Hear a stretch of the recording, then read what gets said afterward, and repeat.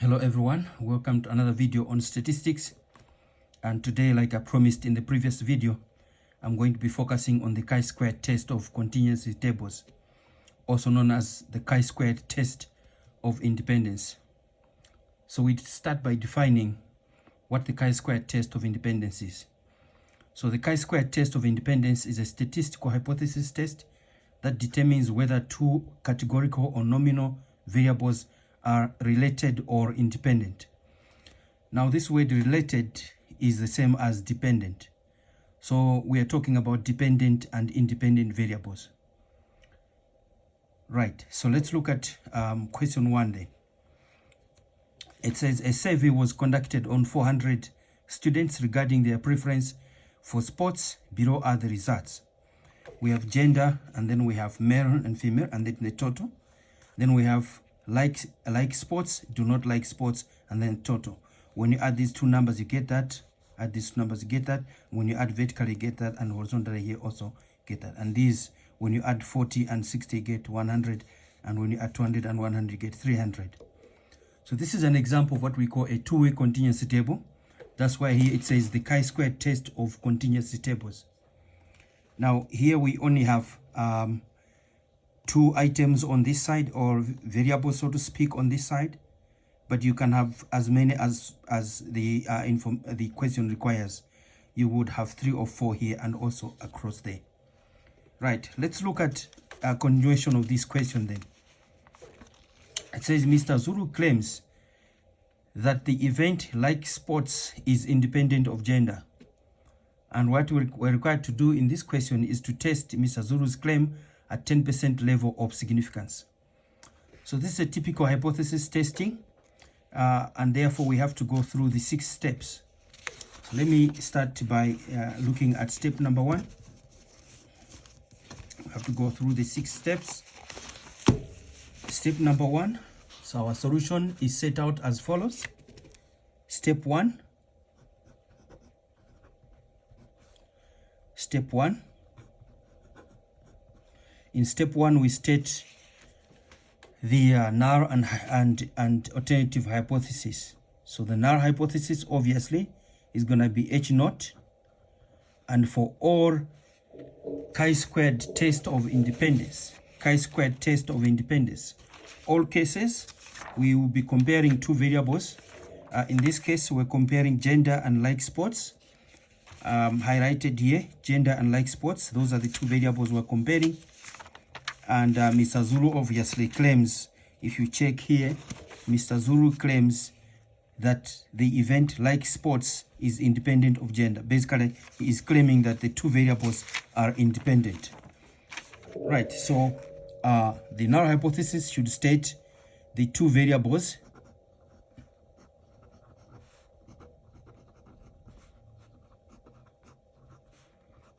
are independent.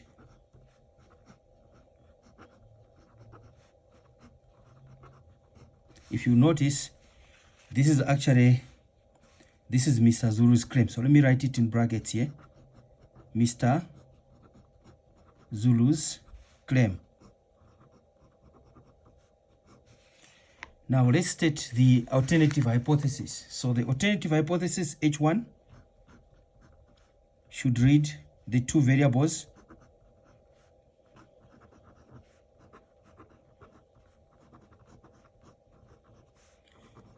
are dependent.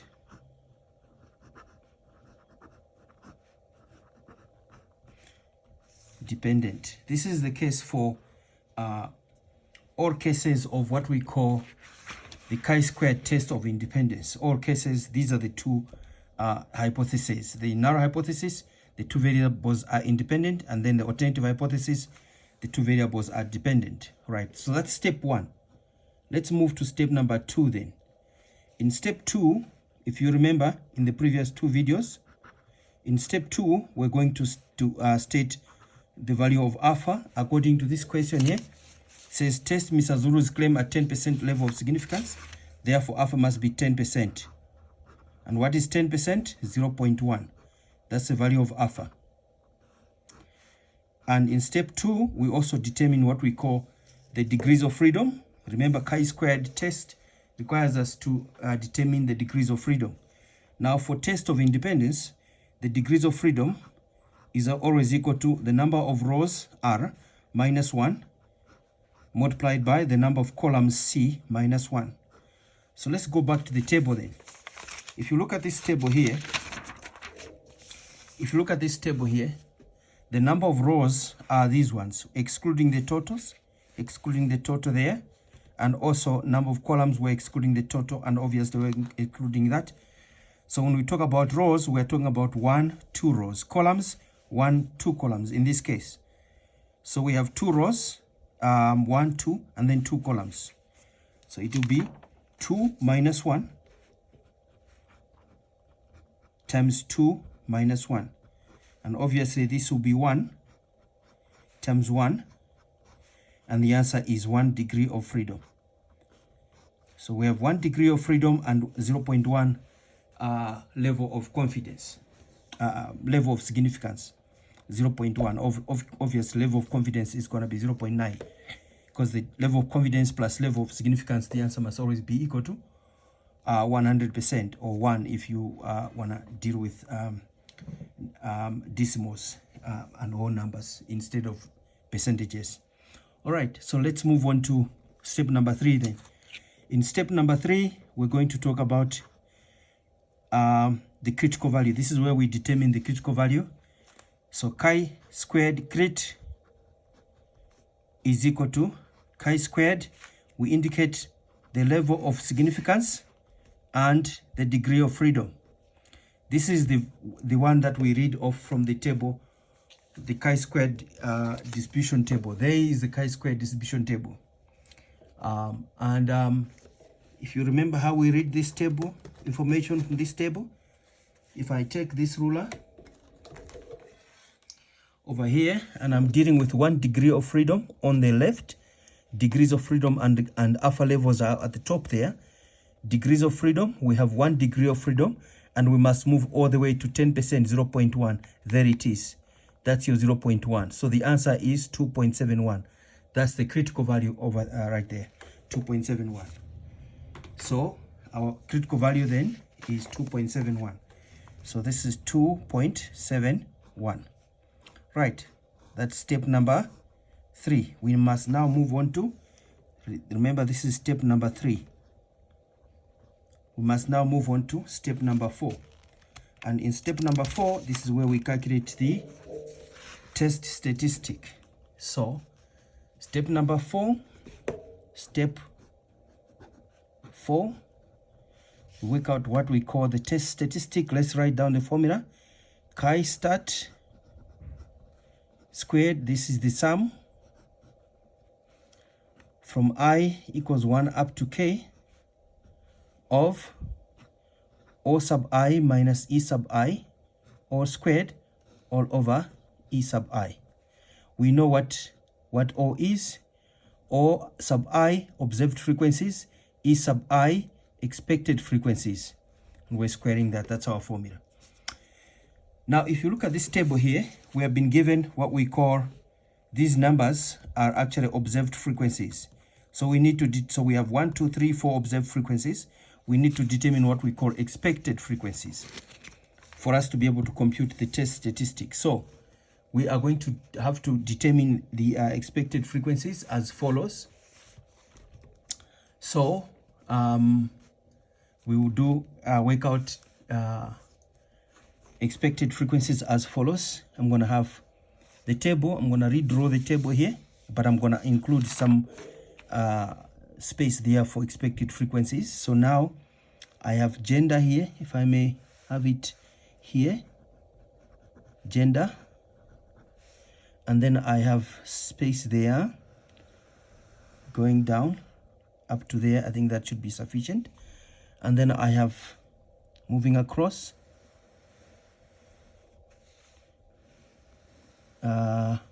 we have like sports,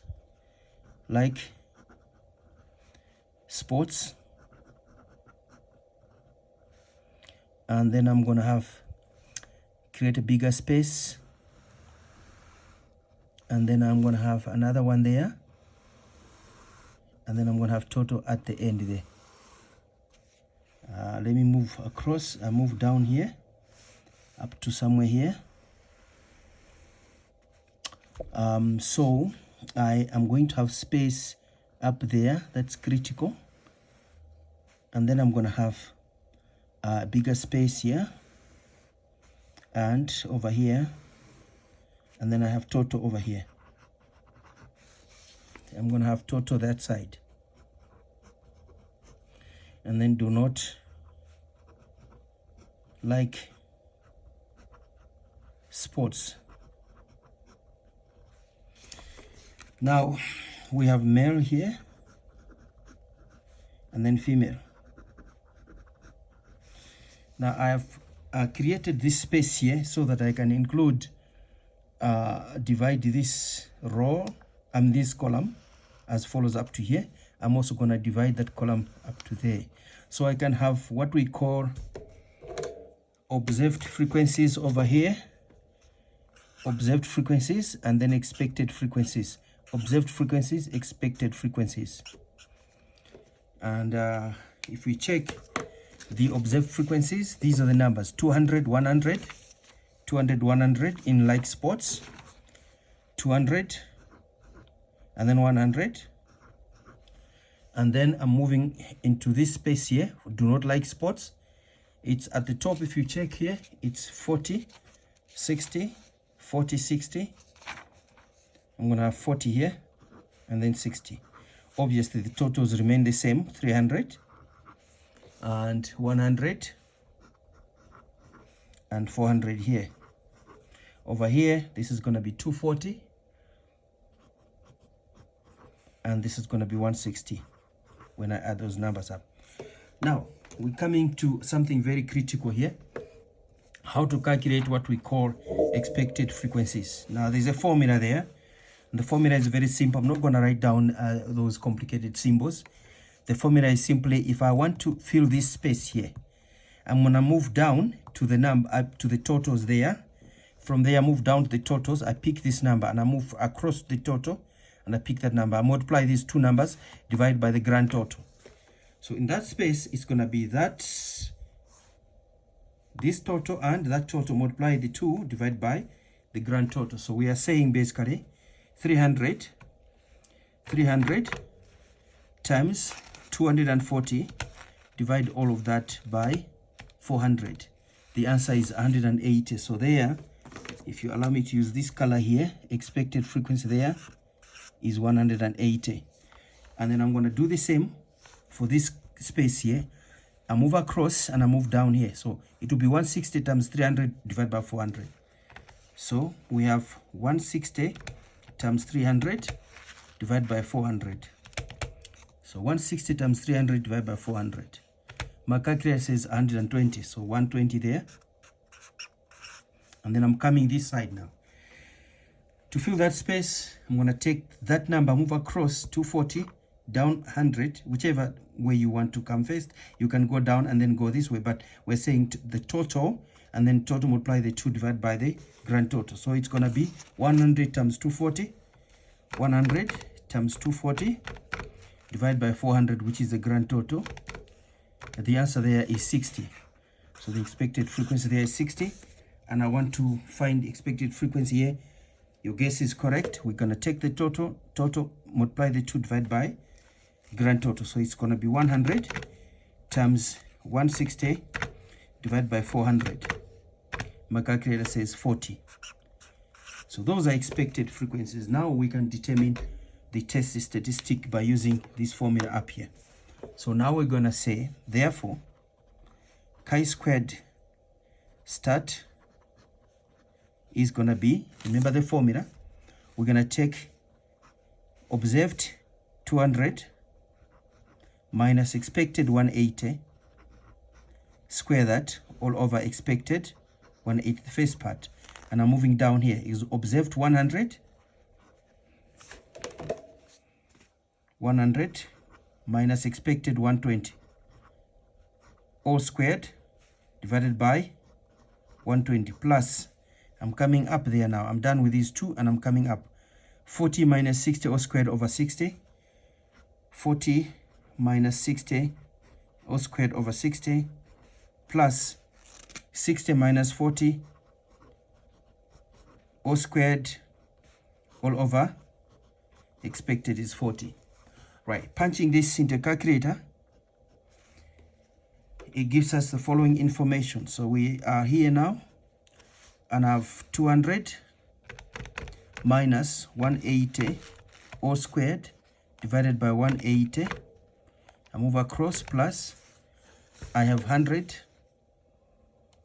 100 minus 120 here, 120 all squared divided by 120, and then I say plus, moving up now, 40 minus 60, I have that 40 minus 60 all squared all over 60, and then I'm moving on to say plus. Now I'm there. Now it's gonna be 60 minus 40 all squared, divide the whole of that by 40. Pressing the equal button, the answer is 22 quadruple 2 if we round off to 4 decimal places. So that's 22.2222, 4 decimal places. That's our test statistic. Remember, in step 4, this is what we do. From here, we move on to step number 5. And in step number 5, we called it step number 5 the decision rule step. If you remember from the 2 previous videos. Step 5, step 5, decision rule.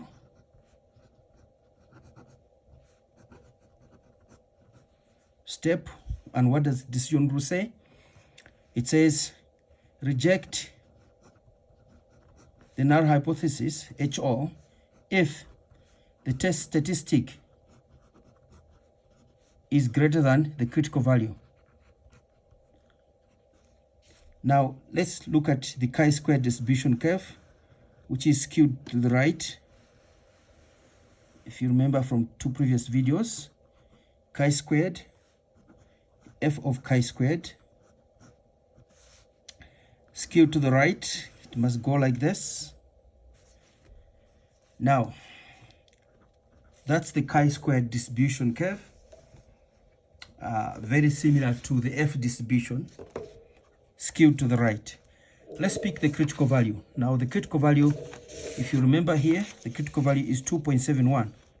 That's the critical value, 2.71. So we indicate this value on the chi-square distribution curve, and we're also going to indicate the test statistic. So let's say 2.71 is somewhere here. 2.71, that's our critical value. It means that the shaded part is this region here. That's the rejection region. Area, the shaded area, which is our alpha value or alpha level, is 0.1. So fail to reject region, fail to reject region. That's a fail to reject region. And this part here is called the rejection region. Now, the question is, where do we place the 22.22? 22.2222? Do we place it before this number or after this number? Obviously, you can see that this value here is way bigger than 2.71. So it will be somewhere here. That's where you're going to have 22.222, which is our test statistic, and here's our critical value.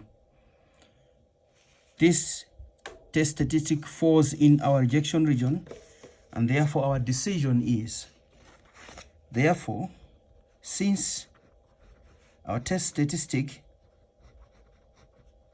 is greater than the critical value, we reject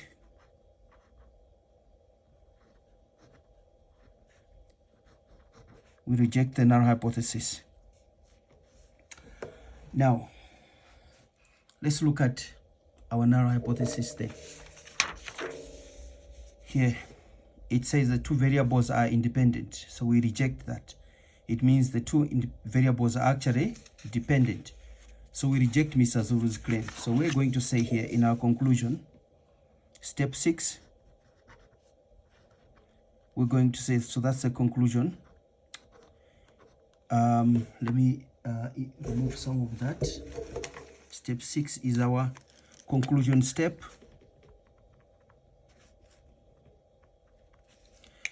Conclusion. What is our conclusion? Doesn't look very nice. Let me rewrite this part here. All right. So what is our conclusion? We're going to say, remember the question says, at 10% level of significance, test Mr. Zulu's claim. Here it is. At 10% level of significance, we're supposed to test Mr. Zulu's claim.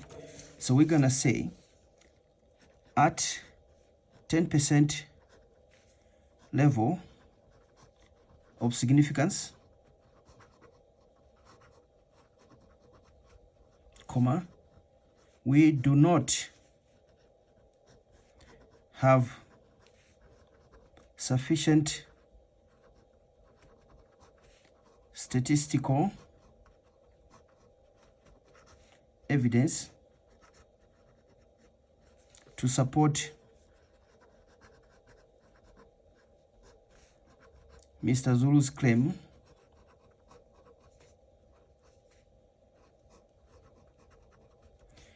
that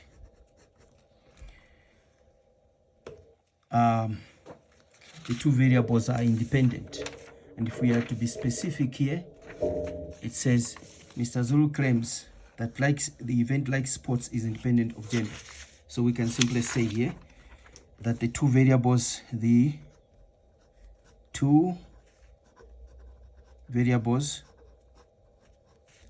are independent. We do not have sufficient statistical evidence to support Mr. Zulu's claim that the two variables are independent. Why? Because we have rejected the null hypothesis. We have rejected the null hypothesis, and therefore we cannot support Mr. Zulu's claim. All right, there is one more video that I'll bring up on the same concept, the chi-square test of independence. I like to repeat this concept so that if someone missed out something in the first video, the second video should take care of it. All right, if you're new to this channel, share these videos and like them. It will give us the impetus, like I always say, and the momentum to produce many more videos, and it will help us to grow this channel. All right, see you next time.